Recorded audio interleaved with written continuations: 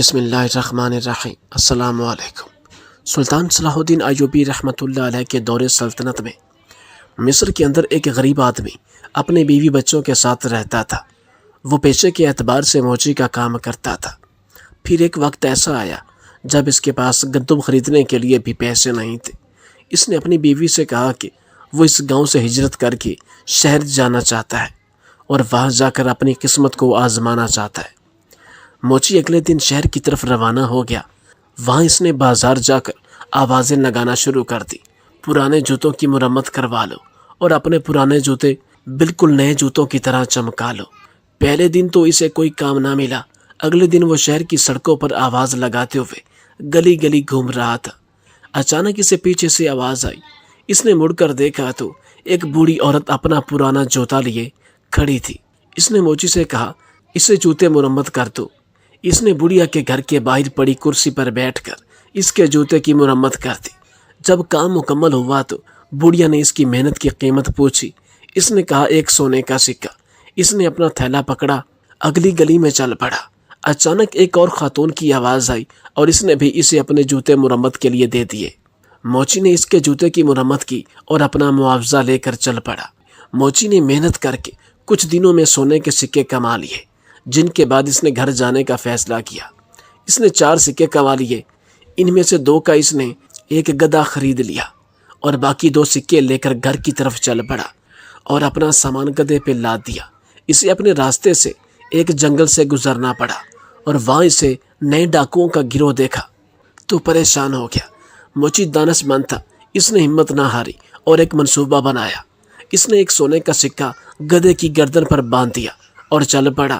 ڈاکوؤں نے اسے روک لیا اور کہا، تمہارے پاس جتنے سکے ہیں ہمیں دے دو۔ موچی نے کہا، میں غریب ہوں، میرے پاس اس گدھے کے سوا کچھ نہیں۔ یہ سنتے ہی گدھا دیکھا اور اس کے گلے سے سونے کا سکہ گر پڑا۔ اس پر ڈاکوؤں کے سردار نے پوچھا، یہ سکہ کہاں سے آیا؟ اس کے بعد اسے مارنا شروع کر دیا۔ آخر کار موچی نے انہیں کہا وہ سب کچھ بتائے گا۔ موچی نے کہا، یہ گدھا سونا پیدا کرتا ہے۔ سردار نے کہا، یہ گدھا مجھے بیچ دو اور پھر ہم تمہیں جانے دیں گے۔ یہ سن کر موچی نے کہا، میں ایسا نہیں کر سکتا۔ سردار نے کہا، میں اس کے بدلے 50 سونے کے سکے دوں گا۔ موچی رضامند ہو گیا اور اس نے ان سے کہا، باری باری ہر ایک کے ساتھ اس گدھے کو رکھنا، ورنہ آخر میں تم سب آپس میں سونے کے سکوں کے لیے لڑتے رہو گے۔ موچی نے ان سے 50 سونے کے سکے لیے اور اپنے گھر کی طرف روانہ ہو گیا۔ موچی نے پیسوں سے پولٹری فارم خریدا۔ دوسری طرف چور بھی اپنے اڈے پہ پہنچ گئے تھے۔ سردار نے کہا، میں پہلے دن اس گدھے کو رکھوں گا، اور گدھے کو اپنے ساتھ لے کر پاس سو گیا۔ اسے یقین تھا کہ میں امیر ہو جاؤں گا، پر جب صبح آنکھ کھلی تو نہ سونا پایا نہ ہی کوئی دینار۔ ایک ایک کر کے سبھی ڈاکوؤں نے اس گدھے کو ساتھ رکھا، پر سونا کسی کو نہ ملا۔ اب تمام ڈاکوؤں کو یہ یقین ہو گیا تھا کہ موچی نے ہم سے جھوٹ بولا ہے۔ وہ موچی کے گھر کی طرف چل پڑے۔ وہ فارم میں کام کر رہا تھا۔ اس نے جب ڈاکوؤں کو آتے ہوئے دیکھا تو وہ فوراً اپنی بیوی کے پاس گیا اور اس نے کہا، جب وہ ڈاکو گھر پہنچیں گے تو میرا پوچھیں گے تو انہیں بتانا کہ میں فارم میں کام کر رہا ہوں اور ہمارے کتے ٹومی کو مجھے بلانے بھیجنا۔ جب ڈاکو پہنچے تو اس کی بیوی نے ایسا ہی کیا، اگرچہ موچی گھر کے پیچھے بیٹھا انتظار کر رہا تھا۔ جب ڈاکو اس موچی کے گھر پہنچے تو اس کی بیوی نے ٹومی سے کہا کہ جاؤ اور اپنے مالک موچی کو بلا لاؤ۔ ٹومی موچی کو بلانے پہنچ گیا۔ اتنے میں موچی گھر کے پیچھے سے آ گیا۔ یہ دیکھ کر ڈاکوؤں کے سردار نے پوچھا، تم نے ہمیں دھوکہ دیا ہے، یہ گدھا سونا نہیں دیتا۔ اس پر موچی نے کہا، آج میرے پاس جو کچھ بھی ہے اس گدھے کا ہی دیا ہوا ہے۔ چوروں کے سردار نے کہا، یہ کتا بھی ہمیں بیچ دو۔ اس پر اس نے کچھ دیر تو انکار کیا، لیکن جب 40 سونے کے سکوں کی پیشکش ہوئی تو اس نے حامی بھر لی اور انہیں کتا دے دیا۔ جب یہ کتا لے کر آئے تو سردار نے اپنی بیوی سے کہا، میں باہر جا رہا ہوں، جب کوئی بلانے آئے تو ٹومی کو بھیج دینا مجھے بلانے کے لیے۔ ڈاکو جب گھر آیا تو اس کی بیوی نے اس کتے کو اسے بلانے بھیج دیا۔ کتا نہ پہنچا اور وہ اپنے مالک کے گھر چلا گیا۔ ایک ایک کر کے تمام ڈاکوؤں کے ساتھ وہ رہا، پھر بھی وہ اپنے پرانے مالک موچی کے پاس پہنچ جاتا۔ یہ دیکھ کر ان سب کو یقین ہو گیا کہ موچی نے ہمیں پھر دھوکہ دیا اور اس نے جھوٹ بولا۔ انہوں نے آپس میں مشورہ کیا، اس مرتبہ ہم بے وقوف نہیں بنیں گے اور موچی کو بھی سبق سکھائیں گے۔ وہ سب موچی کے گھر پہنچے اور اس کی جھوٹی دلیلوں کو نظر انداز کر کے سبق سکھانے کے لیے اس کو بوری میں بند کیا اور اسے اس منصوبے کے ساتھ لے گئے وہ اس بوری کو دریا میں پھینک دیں گے۔ راستے میں ڈاکوؤں نے کچھ دیر آرام کیا اور وہ بوری چھوڑ کے چلے گئے۔ وہاں پہ بوری میں موجود موچی نے بھی چیخو پکار بلند کر دی۔ اچانک وہاں پہ ایک بندہ اپنی بکریاں چرا رہا تھا اور پاس سے گزرا۔ موچی نے کہا مجھے یہاں سے نکال دو، میں بادشاہ نہیں بننا چاہتا۔ اس پر اس نے کہا اگر میں تمہاری جگہ ہوتا تو بادشاہ بن جاتا۔ موچی نے کہا تم میری جگہ بادشاہ بن جاؤ، مجھے اس بوری سے باہر نکالو۔ پھر موچی نے اس انجان بندے کو بوری میں اپنی جگہ بند کر دیا اور موچی اس کی بکریاں لے کر چرانے لگا۔ جب ڈاکو وہاں پہنچے تو بوری لے کر چل پڑے۔ ڈاکوؤں نے بوری کو ندی میں پھینک دیا اور وہ وہاں سے دوسری طرف ہو لیے۔ راستے میں جب موچی ملا تو وہ حیران رہ گئے۔ انہوں نے موچی سے کہا کہ وہ یہاں کیسے گیا؟ موچی نے کہا اس ندی کے نیچے ایک سونے کی کان ہے، وہاں بہت سونا ہے اور وہاں پر موجود سونے کی رکھوالی کرنے والے نے مجھے باہر نکالا۔ سردار نے کہا ہمیں بھی وہاں لے چلو اور خبردار اگر تم نے ہمیں اس مرتبہ بے وقوف بنایا۔ وہ انہیں اس ندی کے کنارے لے گیا۔ موچی نے کہا اگر تمہیں سونا چاہیے تو خود کو بوری میں بند کرنا ہوگا۔ تمام نے اپنے آپ کو بوری میں بند کیا اور موچی نے ان سب کو ندی میں پھینک دیا۔ اس کہانی سے ہمیں یہ سبق ملتا ہے ہمیں بغیر سوچے سمجھے کسی کی بات پر یقین نہیں کرنا چاہیے۔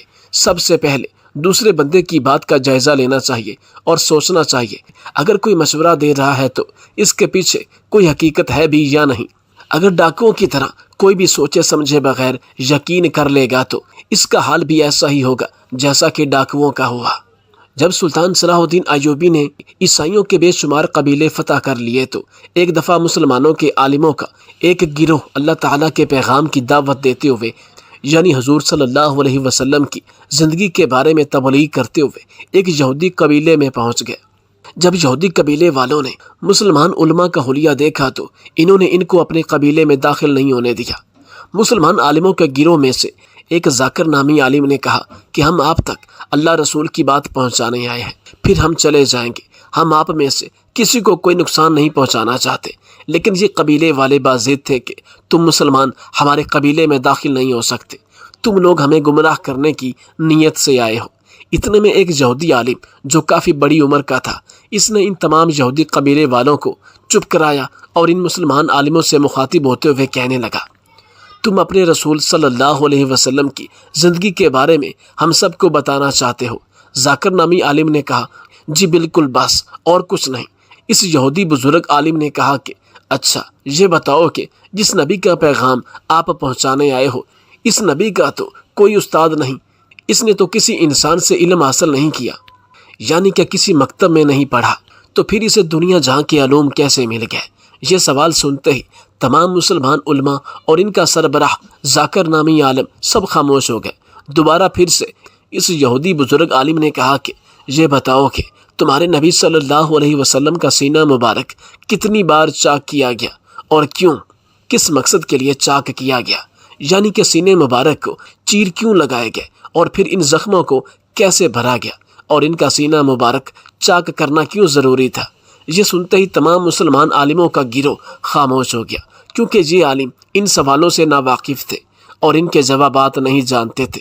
اس یہودی عالم نے کہا کہ جاؤ اور اپنے سب سے بڑے عالم سے ان سوالوں کا جواب پوچھو، جب تمہیں ان سوالوں کے جوابات آ جائیں تو ہمیں آ کر بتا دینا، پھر تم اس قبیلے میں رہ بھی سکتے ہو اور اپنے نبی کریم کا پیغام بھی دے سکتے ہو، کیونکہ اس وقت تو تمہیں اپنے رسول کی زندگی کی بنیادی چیزوں کے بارے میں بھی علم نہیں، تو تم ہمیں کیا سکھاؤ گے یا کیا بتاؤ گے؟ پھر یہ سارے مسلمان عالم شرمندہ ہو کر سلطان صلاح الدین ایوبی رحمۃ اللہ علیہ کے دربار میں حاضر ہوئے اور یہ سارا ماجرا ان کو بیان کیا۔ یہ سننے کے بعد سلطان صلاح الدین ایوبی رحمۃ اللہ علیہ نے کہا کہ وہ بزرگ انتہائی عقل مند ہے۔ اپنے دربار میں موجود تمام قاضیوں اور مقدمات کو 2 دن کے بعد سننے کا ٹائم دیا اور کہنے لگے کہ بات میرے آقا حضور صلی اللہ علیہ وسلم کی ہے، اس لیے میری زندگی میں ان سے بڑھ کر کچھ نہیں۔ یہ مقدمات تو پھر بھی سنے جا سکتے ہیں، لیکن اللہ کے دین اور رسول اللہ صلی اللہ علیہ وسلم پر کوئی انگلی نہ اٹھا سکے، اس لیے میرا جانا بہت ضروری ہے۔ پھر سلطان صلاح الدین ایوبی رحمۃ اللہ علیہ ان مسلمان عالموں کے گروہ کے ساتھ مل کر اسی یہودی قبیلے میں پہنچا تو وہی بزرگ ان سے مخاطب ہوا اور کہنے لگا کہ تم لوگ دوبارہ پھر آ گئے ہو، مجھے تو تمہارا مقصد کوئی اور لگتا ہے۔ اتنے میں ایک روبدار آواز بلند ہوئی اور فرمایا کہ میرا نام سلطان صلاح الدین ایوبی ہے۔ آپ نے فرمایا اے یہودی عالم، تو جو پوچھنا چاہتا ہے پوچھ لے، تیرے سامنے کوئی بڑا عالم نہیں کھڑا بلکہ محمد کا ایک ادنا سا غلام ہے، اور محمد کے علم کے سمندر میں سے صرف ایک نقطہ مجھے عطا کیا گیا ہے۔ یہ سن کر اس یہودی عالم نے اپنا سوال دہرایا کہ نبی پاک صلی اللہ علیہ وسلم کو دنیا جہاں کے تمام علوم کیسے ملے، اور حضور صلی اللہ علیہ وسلم کا سینہ مبارک 4 دفعہ کیوں چاک کیا گیا؟ پھر سلطان صلاح الدین ایوبی رحمۃ اللہ علیہ نے اپنے ایک خاص لہجے میں بیان کیا کہ ایک روز گھر سے باہر سب بچے کھیل رہے تھے، انہوں نے دیکھا کہ 2 آدمی آئے، یہ بڑے حسین و جمیل، خوبصورت اور شاندار آدمی تھے، نہایت عمدہ صاف لباس پہنے ہوئے۔ انہوں نے حضرت محمد صلی اللہ علیہ وسلم کو اٹھایا اور ان کو الگ لے گئے۔ اس وقت آپ صلی اللہ علیہ وسلم کی عمر مبارک 4 سال تھی۔ بچے دوڑتے ہوئے گھر پہنچے، وہاں سے حضرت حلیمہ اور ان کے شوہر دوڑے ہوئے آئے، دیکھا کہ محمد صلی اللہ علیہ وسلم اپنی جگہ موجود ہے اور کوئی آدمی وہاں موجود نہیں۔ محمد خوش و خرم ہے، مسکرا رہے ہیں، البتہ چہرے پر کچھ اثر ہے۔ ان سے پوچھا بیٹا کیا ہوا، کون آدمی تھے، وہ تمہیں کیوں اٹھا لائے تھے، وہ کہاں چلے گئے؟ حضور صلی اللہ علیہ وسلم نے اپنی معصوم زبان سے سارا قصہ سنا دیا کہ ان دونوں نے مجھے لٹا کر یہاں سے یہاں تک سینہ کی طرف اشارہ کرتے ہوئے چاک کیا، پھر گوشت کا ایک لوتھڑا دل نکالا، اس کو چیر کر سیاہ دانہ اس میں سے نکالا، صاف پانی ان کے پاس تھا، اس سے دھویا، پھر اس کو اپنی جگہ رکھ دیا اور ٹھیک کر کے چلے گئے۔ مجھے تکلیف کچھ نہیں ہوئی بلکہ ٹھنڈک سی معلوم ہوئی اور اب تک معلوم ہو رہی ہے۔ حضرت حلیمہ اور حضرت حارث حضور صلی اللہ علیہ وسلم کو چمکارا، پیار کیا، سینہ سے لگا کر گھر لے آئے۔ دوسری بار شق صدر کا واقعہ آپ کو 10 سال کی عمر میں پیش آیا۔ یہ حضرت ابو ہریرہ سے صحیح ابن حبان اور دلائل ابی نعیم وغیرہ میں مذکور ہے۔ جب دوسری مرتبہ شق صدر ہوئی تو آپ صلی اللہ علیہ وسلم خوف زدہ ہو کر جلدی سے اپنی والدہ کے پاس چلے گئے اور سارا ماجرا بیان کیا۔ آپ کی والدہ چونکہ یہ بات جانتی تھی کہ آپ پر ضرور نبوت ہوگی، آپ صلی اللہ علیہ وسلم کو تسلی دی اور گود میں بٹھا لیا۔ اللہ نے ایسا کر کے آپ صلی اللہ علیہ وسلم کے قلب کو دنیاوی خواہشات سے پاک کیا، اور اس کے بعد آپ صلی اللہ علیہ وسلم ایک اللہ سے رجوع کرنے لگے اور بتوں کی پوجا کرنے کی بجائے اللہ کی عبادت کرتے، جیسا کہ ان سے قبل انبیاء نے ایک اللہ کی عبادت کا حکم دے رکھا تھا۔ آپ صلی اللہ علیہ وسلم رات کے تیسرے پہر غار حرا میں تشریف لے جاتے اور اللہ کی یاد اور تسبیح میں مصروف رہتے، حتیٰ کہ آپ کی عمر مبارک 40 برس ہو گئی اور وہ مبارک دن آ ہی گیا جب اللہ نے آپ صلی اللہ علیہ وسلم کو نبوت عطا فرمائی اور پہلی وحی کا نزول ہوا۔ یہ 27 رجب کی مبارک رات تھی۔ حضور صلی اللہ علیہ وسلم رات کے تہائی حصے میں غار حرا میں عبادت میں مصروف تھے کہ اچانک جبرائیل علیہ السلام آپ کی خدمت میں حاضر ہوئے، آپ کو سلام کیا اور پہلے کی طرح آپ صلی اللہ علیہ وسلم کا سینہ مبارک چاک کیا، اسے آب زمزم سے 3 مرتبہ دھویا اور اسی طرح آپ کے قلب کو دوبارہ اس کی جگہ پر رکھ دیا۔ اس کے بعد جبرائیل علیہ السلام آپ سے مخاطب ہوئے اور کہا اے محمد صلی اللہ علیہ وسلم، پڑھیے اپنے رب کے نام سے جس نے انسان کو جمے ہوئے خون سے پیدا کیا۔ آپ صلی اللہ علیہ وسلم نے فرمایا میں پڑھنے والا نہیں۔ جبرائیل علیہ السلام نے فرمایا اے محمد پڑھیے اپنے رب کے نام سے جس نے انسان کو وہ علوم سکھائے جس کا اسے پہلے علم نہ تھا۔ آپ نے وہی جواب دیا۔ جبرائیل نے تیسری مرتبہ کہا اے محمد پڑھیے کہ آپ کا رب بڑا رحیم ہے۔ آپ نے پھر وہی جواب دیا۔ اس کے بعد جبرائیل علیہ السلام نے حضور صلی اللہ علیہ وسلم کو پکڑ کر اپنے سینے سے لگایا اور دنیا کے تمام علوم آپ کے سینے میں محفوظ ہو گئے۔ یہ پہلی وحی کا بیان تھا۔ پہلی وحی میں سورہ علق کی پہلی 5 آیات نازل ہوئی تھی۔ اس وحی سے آپ صلی اللہ علیہ وسلم کے جسم مبارک پر لرزہ طاری ہو گیا اور آپ صلی اللہ علیہ وسلم اپنے گھر کی طرف روانہ ہوئے۔ اس وقت آپ کی عمر 40 برس تھی۔ آپ صلی اللہ علیہ وسلم گھر پہنچے اور حضرت خدیجہ الکبریٰ رضی اللہ تعالی عنہا سے فرمایا کہ مجھے چادر اوڑھ دو۔ اس کے بعد آپ صلی اللہ علیہ وسلم نے انہیں تمام واقعہ بیان کیا۔ حضرت خدیجہ رضی اللہ تعالی عنہا نے آپ کو تسلی دیتے ہوئے فرمایا، آپ خوف زدہ نہ ہوں، آپ ہمیشہ غریبوں اور یتیموں کی مدد کرتے ہیں، کمزوروں کا بوجھ اٹھاتے ہیں اور دوسروں پر رحم فرماتے ہیں۔ بے شک اللہ آپ کو اس حال میں تنہا نہیں چھوڑے گا۔ اس کے بعد آپ صلی اللہ علیہ وسلم پر وحی کا سلسلہ شروع ہو گیا اور 23 سال تک جاری رہا۔ اس عرصہ میں اللہ نے وحی کے ذریعے اپنے دیگر احکامات کے علاوہ قرآن پاک بھی نازل فرمایا۔ چوتھی مرتبہ آپ صلی اللہ علیہ وسلم کے قلب مبارک کو معراج کی رات میں سفر معراج سے پہلے آب زمزم سے دھویا گیا تھا۔ سلطان صلاح الدین ایوبی کی زبان سے گویا ہیرے موتیوں کی طرح الفاظ نکل رہے تھے۔ یہودی لوگوں کو سانس لینا تک بھول گئی تھی اور فرمانے لگے کہ یہ تھے شک صدر کے واقعات۔ پھر سلطان صلاح الدین ایوبی نے سارے مجمع کو مخاطب کرتے ہوئے فرمایا کہ پہلی مرتبہ شک صدر کی حکمت یہ تھی کہ حضور صلی اللہ علیہ وسلم ان وسوسوں اور خیالات سے محفوظ رہیں جن میں بچے مبتلا ہو کر کھیل کود اور شرارتوں کی طرف مائل ہو جاتے ہیں۔ دوسری بار 10 برس کی عمر میں شک صدر ہوا تاکہ جوانی کی پرآشوب شہوتوں کے خطرات سے آپ بے خوف ہو جائے۔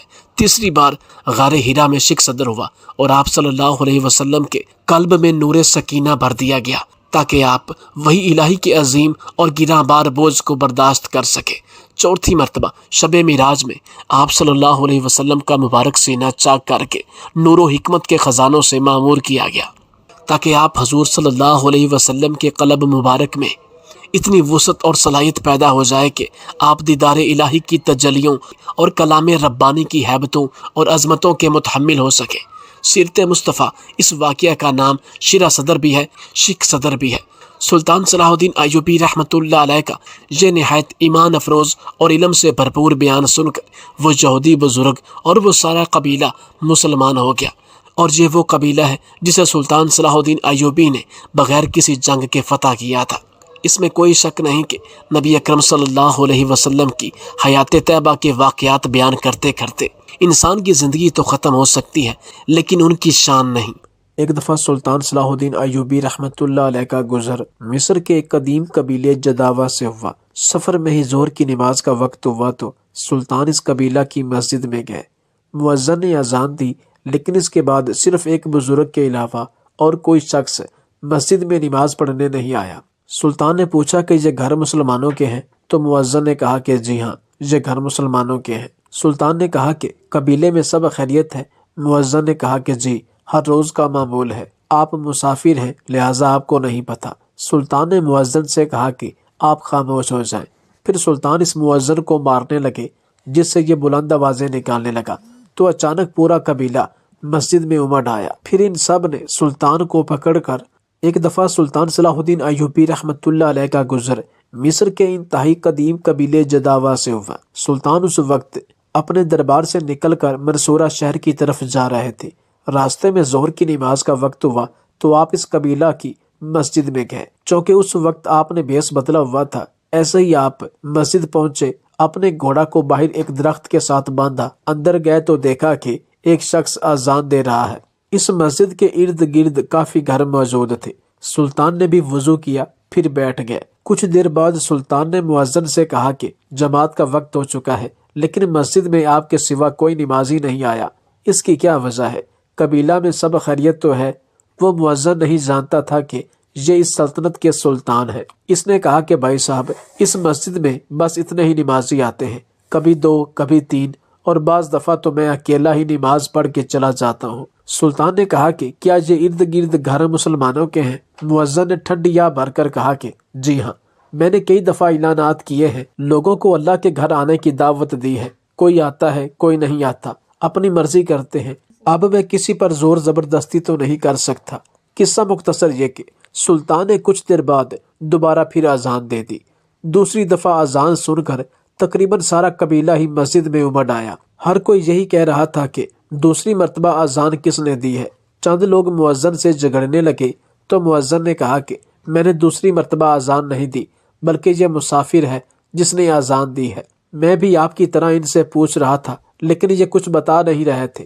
پھر لوگوں کا رخ سلطان کی طرف ہو گیا اور غصے اور تلخ جملوں سے پوچھنے لگے کہ کیا آپ پاگل ہو گئے ہیں؟ جب مؤذن نے آپ سے کہا ہے کہ میں ایک دفعہ اذان دے چکا ہوں تو پھر آپ نے اذان کیوں دی؟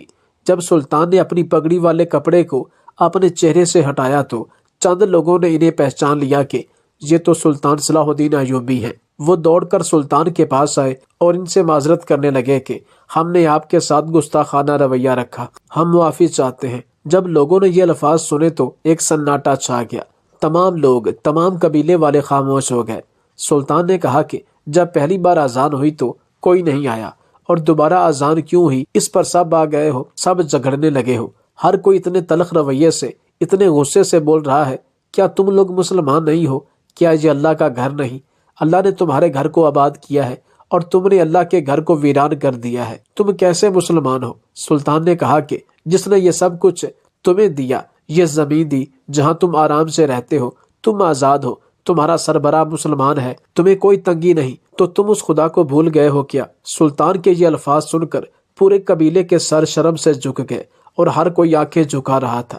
کسی میں ہمت نہیں ہو رہی تھی کہ سلطان کی آنکھوں میں آنکھیں ڈال سکے۔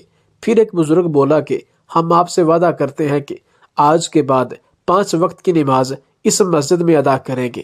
اس کے بعد تمام لوگوں نے وضو کیے اور امام مسجد نے جماعت کرائی، سب نے نماز ادا کی اور سبھی نے، خاص کر مؤذن نے سلطان کا شکریہ ادا کیا اور کہا کہ آپ جیسے سربراہ ہوں تو اس سے بڑی خوش قسمتی کسی بھی قوم کے لیے نہیں ہو سکتی۔ اس کے بعد یہ قبیلے والے 5 وقت کے پکے نمازی بن گئے اور یہ بات انہوں نے اپنی نسلوں تک پہنچائی۔ ان لوگوں نے اللہ کے گھر کو آباد کیا تو اللہ نے ان کے قبیلے میں اپنی نعمتیں چگنی کر دی۔